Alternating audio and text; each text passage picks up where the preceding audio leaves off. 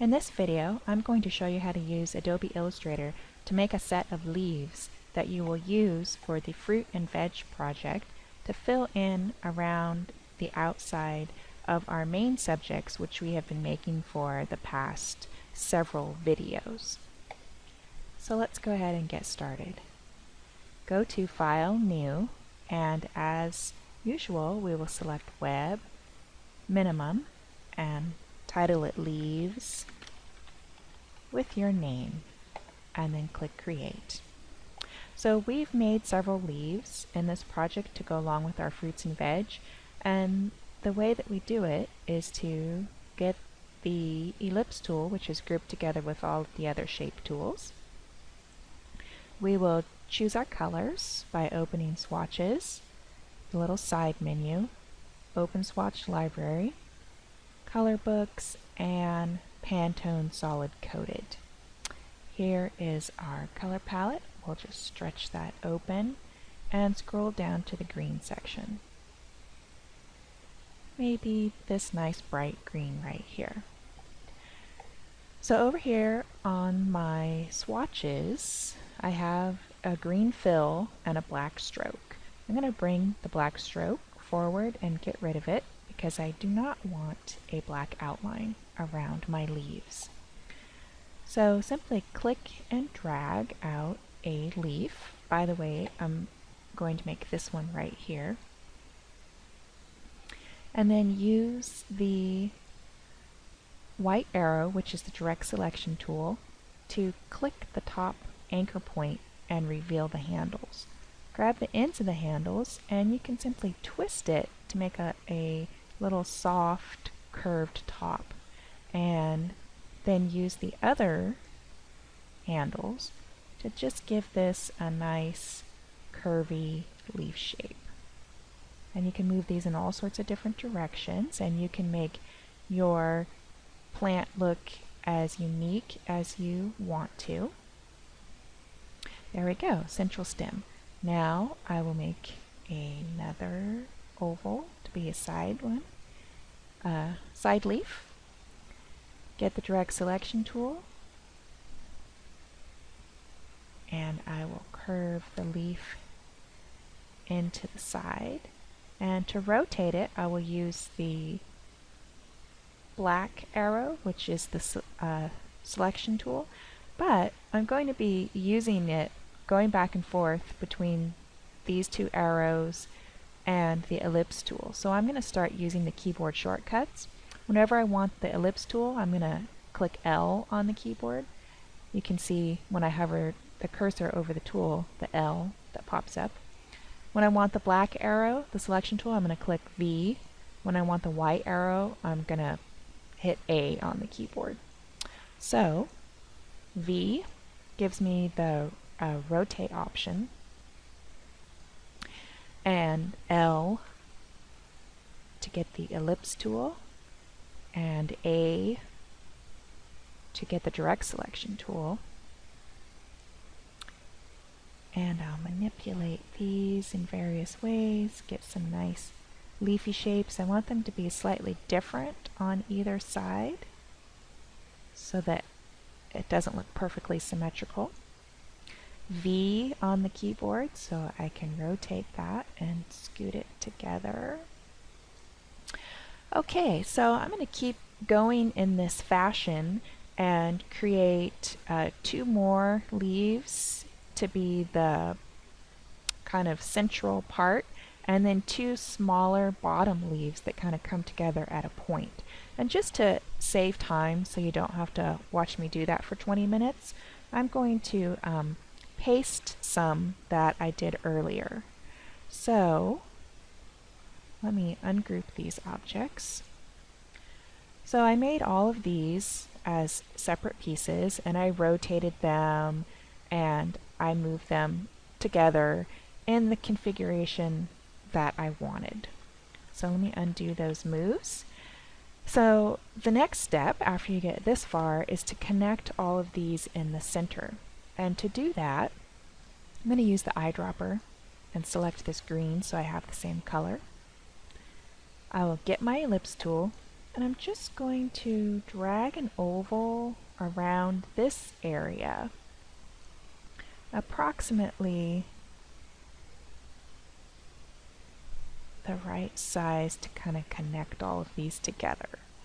Then I'm going to use the black arrow, which is V on the keyboard, draw a box around all of these, and use the Pathfinder panel under Window, Pathfinder, and select the first one, which is Unite.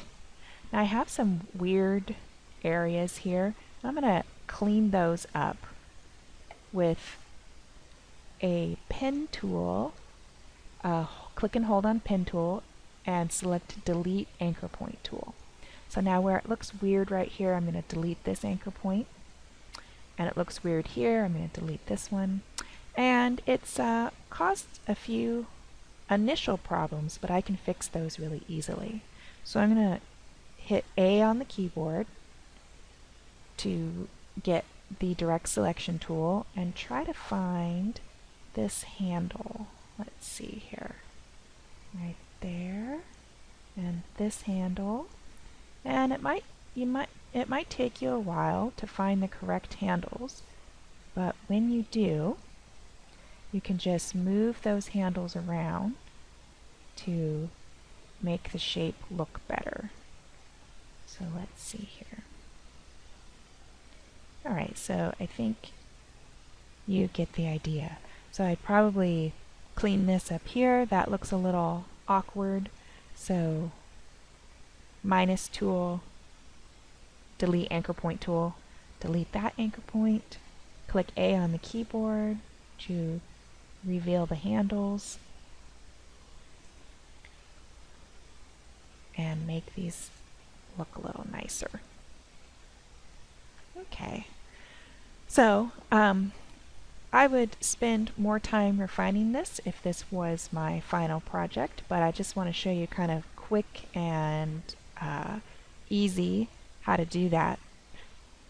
So I do expect you to spend more time refining it than just 5 minutes. So let's move on to the next type of leaf, which is this one right here, which could be maybe a sprig of rosemary or maybe grass. And notice that it's 2 colors, so it has the background shape and then 3 lines on it. So let's see here. With the ellipse tool, we'll just go ahead and drag an ellipse. Drag one that's a little bit shorter on this side.